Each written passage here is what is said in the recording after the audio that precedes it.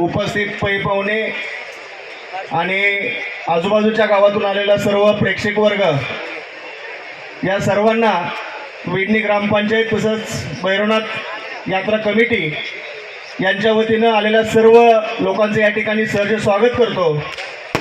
सालाबादप्रमाणे यावर्षी भरगतच्या प्रमाणात अशी भरलेली विडणीची आपली यात्रा, शासन काट्यांचं आगमन आत्ताच झालेलं आहे आणि अतिशय खूप चांगल्या पद्धतीनं, पारंपरिक नाही पण जसं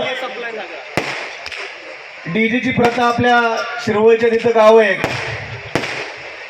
नागपंचमीला तिथं सगळे डीजे असतात, तशाच पद्धतीनं येणाऱ्या काळात विडणी गाव डीजेसाठी प्रसिद्ध होण्यामुळे झालं। अजूनही गाड्या चालल्यात गावात आपल्या। अशाच पद्धतीनं उद्याचा छबिना आणि आजचा हा हिंदवी पाटील यांचा कार्यक्रम आपण व्यवस्थित पार पाडायचा आहे। या ठिकाणी कुठलाही गडबड गोंधळ न करता, कार्यक्रमाला गालबोट न लावता सर्व तरुण वर्गाला माझ्या विनंती आहे की ज्या पद्धतीनं आपण शासन काट्यांचं आगमन या ठिकाणी आपल्या गावामध्ये अतिशय उत्साहाच्या वातावरणामध्ये केलेलं आहे, त्याच पद्धतीनं हिंदवी पाटील यांचा हा लावणीचा कार्यक्रम देखील आपण तेवढ्याच आनंदाने आणि तेवढ्याच दिमाखात आपण पार पाडू। आपल्याला या निमित्ताने एवढंच सांगेन की येणाऱ्या काळामध्ये अशाच पद्धतीनं याच्यापेक्षा जास्त आणखीन नवीन उपक्रम घेऊन यात्रा कमिटी आणि आमचं विडणी गाव नक्कीच या यात्रेचं स्वरूप आणखीन मोठं करेल, एवढंच या ठिकाणी बोलतो। आपल्या सर्वांचं पुन्हा एकदा सहर्ष स्वागत करतो आणि आपल्या सर्वांना पुन्हा एकदा विनंती करतो की हा कार्यक्रम आपल्या सर्वांनी व्यवस्थित पार पाडायचा आहे। धन्यवाद।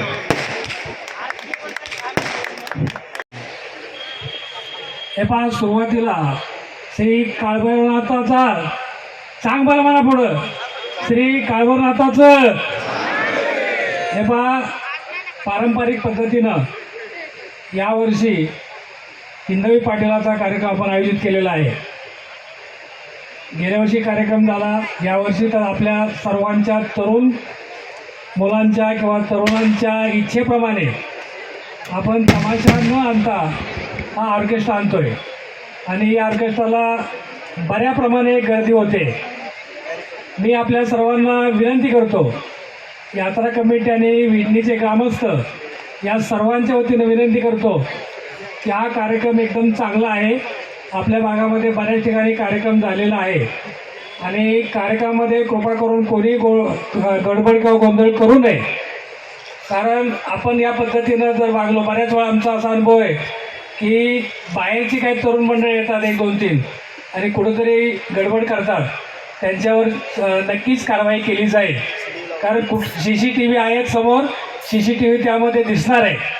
उगाच एका दोघांनी उठायचं आणि कालवा करायचा आणि कार्यक्रमाला गालबोट लावायचं, कृपा करून असं करू नका अशी मी आपल्या सर्वांना विनंती करतो, कारण शेवटी हा कार्यक्रम सर्वांचा आहे, तुमचा आमचा सर्वांचा आहे आणि काळ भैरवनाथाचा आहे हे लक्षात ठेवा।